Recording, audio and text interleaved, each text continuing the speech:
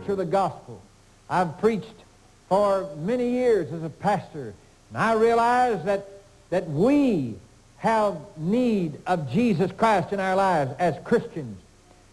We need more than advice. Our young people need more than leaders. We need examples of someone that lives according to the plan that God has laid down that is possible for man to live by. Praises to our King. Great and mighty is the Lord our God. Great and mighty is He. Can I just talk? You know the reason why that I like all people? I really like people with good sense. Being an intelligent person, I love intelligence. The Lord liveth, and blessed be the rock, and let the God of my salvation be exalted. The Lord liveth, and blessed be the rock, and let the God of my salvation be exalted.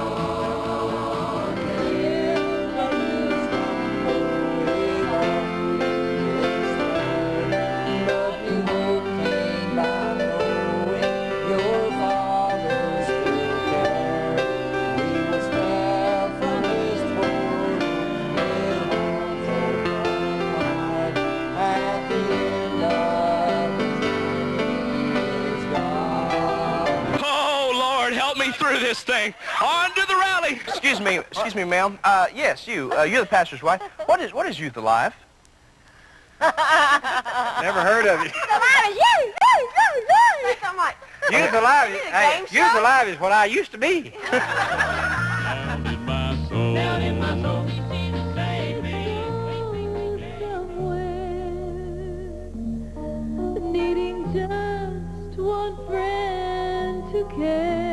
So touch through me, Holy Spirit, touch through me. Yes, that's a little strong, preacher. Let me tell you, we need more people that's strong for God because we have enough people with a baloney brain, with a spine like a little string back there that won't stand for anything. Give me a hand. Why don't you do that? Oh, happy day, happy day, when Jesus... Honey, I'm going to blow your brains out.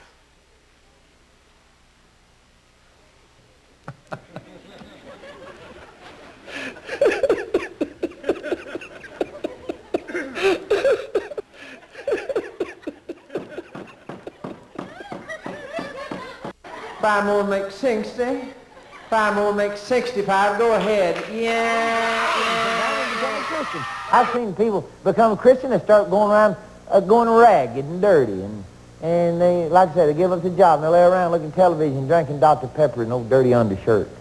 And that's because they tend to Christian. That's not right. And life's a broken dream without Jesus by our side.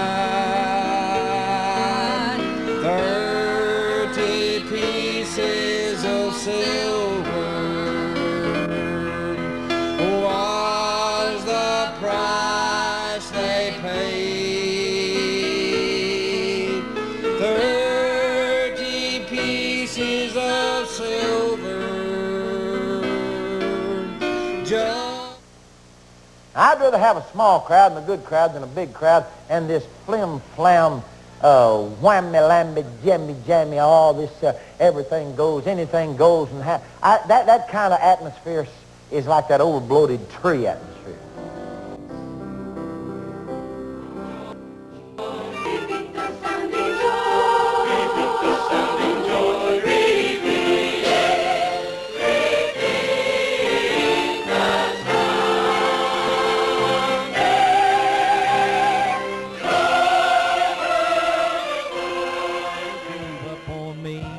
But he loves me as I am and helps me when I pray.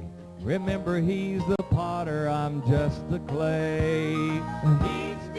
Somewhere in America was flying. The man jumped out. It was his 700th jump. Over 700 jumps. was not a novice, was not ignorant. He was not a simpleton. He was not a sluggard.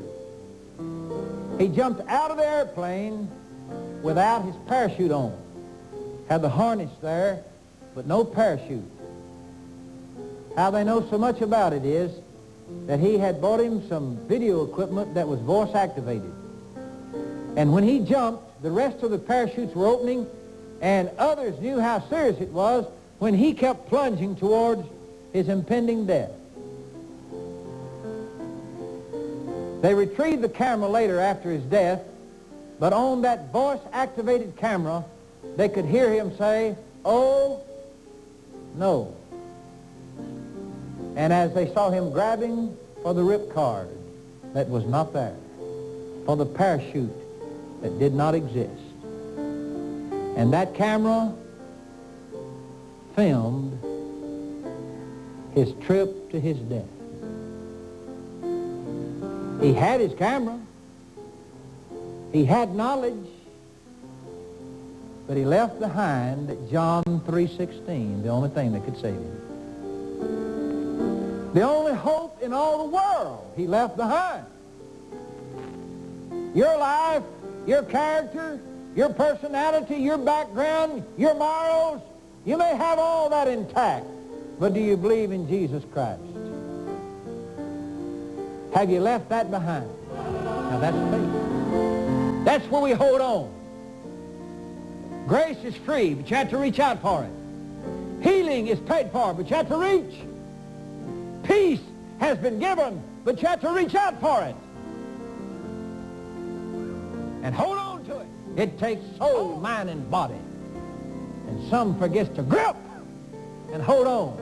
And this is your balance I preach from free grace. Just keep it between yourself and the Lord, and you'll be richly blessed. But Brother Gary there, I heard you can give Brother Gary any subject and he'll preach an hour on any subject. Is that right? That's right. And Brother Whitworth, I heard you'll preach an hour without a subject.